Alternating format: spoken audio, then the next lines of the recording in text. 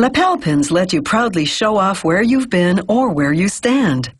From an event you've attended or your political beliefs to your professional affiliation or your favorite sports team. Lapel pins cost pennies to produce, but some are collector's items worth thousands of dollars.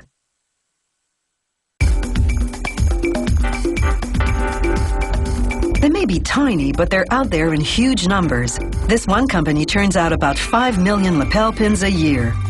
It all starts with a sketch of the pin design, and from that, the master, a negative made of magnesium, a type of metal. They'll make copies of this master to create a production mold. But first, using what's called a coping saw, they cut out the front and back pieces of the master.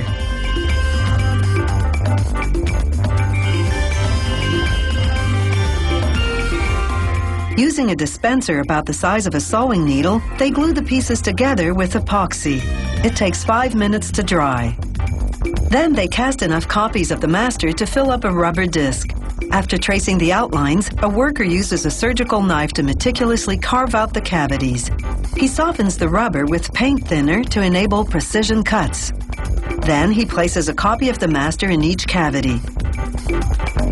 Another disc goes on top. Then it's into a machine called a vulcanizer for 1 hour. This machine uses heat and pressure to cure the rubber, making it as hard as a car tire.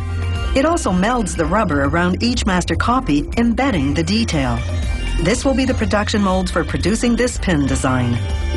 Now, using a surgical knife again for precision, they carve out sprues, channels that during the casting process will direct the flow of molten metal to the cavities. They also make smaller, curved channels called runners to filter out any air or dirt particles.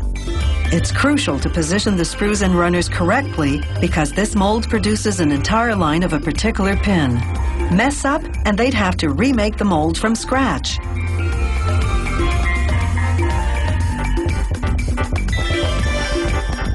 Next, they insert a centimeter-long brass tack called a post into each cavity. It'll later fasten to a clasp, attaching the pin to clothing. The post goes in now rather than later so that it will fuse to the back of the lapel pin during casting. Now, to close the mold, they align the buttons on one half with the depressions in the other half. The mold then goes into what's called a spin casting machine.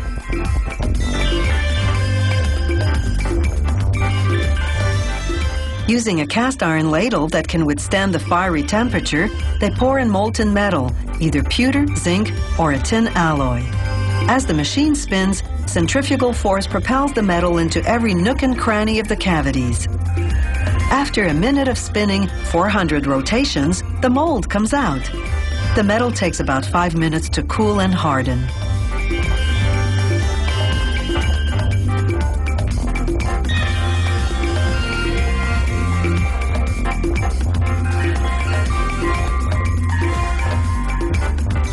The factory remelts the excess metal for the next batch.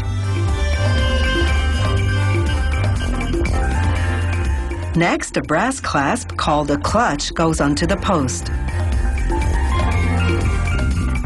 Now the lapel pins go for an hour-long wash in soap and water and abrasive stones. The stones smooth out any rough edges.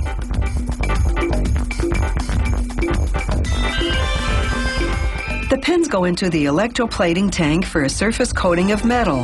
How many coats and the types of metal vary with the design. An electric current draws the metal particles onto the pins, plating them thoroughly. These pins first get copper plating, then nickel plating, then gold plating. Now it's time to paint the lapel pins. Workers follow a numerical guide, like a paint-by-numbers kit. They paint each pin individually using minute quantities of epoxy paint. They control the paint syringe with a foot pedal.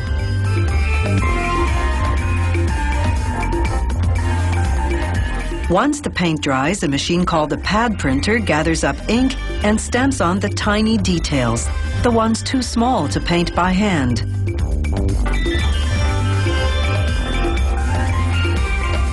Pierce the post through the fabric, secure it with the clutch, and this lapel pin is now ready to wear.